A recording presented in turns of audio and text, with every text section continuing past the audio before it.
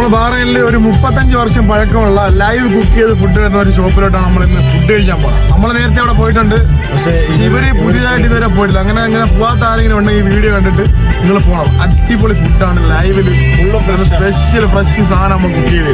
അത് മാത്രമല്ല അവിടെ ഒരു പഴമയുടെ ചരിത്രം ഇറങ്ങുന്ന ഒരു ഷോപ്പാണ്. അതായത് പുരാതന കാലത്തിന്റെ പല കാര്യങ്ങളും അവരോട് അവിടെ രേഖപ്പെടുത്തി വെച്ചിട്ടുണ്ട്. അങ്ങനെയുള്ള ഒരു ഷോപ്പിലാണ് നമ്മൾ ഇന്ന് പോണത്. നമ്മളവിടെ ബിലാലും സൽമാനും ഉണ്ട്, അവന്മാരെ കൊണ്ടാണ് പോണത്.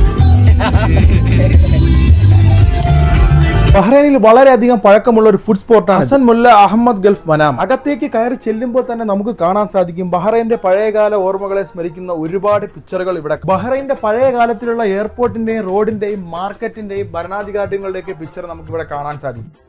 ഇതുപോലെ ഇത്രയും ആംബിയൻസിലുള്ള വളരെ അപൂർവം ഷോപ്പുകൾ ഇപ്പോഴും ആ പഴമ നിലനിർത്തിക്കൊണ്ട് ഇവിടെ കൊണ്ടുപോകും. ഞങ്ങൾ ആദ്യം തന്നെ 3-4 ഐറ്റം ഓർഡർ ചെയ്തിട്ടുണ്ടായിരുന്നു. സലാഡിനോടൊപ്പം ടൊമാറ്റോ മറ്റുള്ള ഷോപ്പുകളെക്കാൾ വ്യത്യസ്തമായി തോന്നിയ ഒന്ന്. 3-4 ഐറ്റം ഓർഡർ ചെയ്തതിൽ ആദ്യത്തേത് ബീഫ് കറിയും കുബൂസും. നന്നായിട്ട് വെന്തുടഞ്ഞ ബീഫായത് കൊണ്ട് കുബൂസിനോടൊപ്പം കഴിക്കുമ്പോൾ വ്യത്യസ്തമായ ഒരു ടേസ്റ്റ് ആയിരുന്നു.